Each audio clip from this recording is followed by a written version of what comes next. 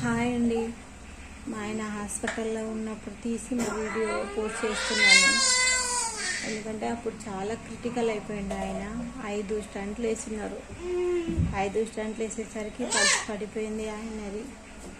Doctor guarantee లేదు, బతకరు అనేసినారు అస్సలు. అలాంటిది దేవుడి దయ వల్ల అయితే ఆయన 20 రోజులు వెంటిలేటర్ మీద ఉన్నాడు. నీళ్ళు లేదు, తిండి లేదు, ఏం లేదు. పైపులకి వెళ్ళి వాటర్ అయినా పాలైనా ఇచ్చేటం.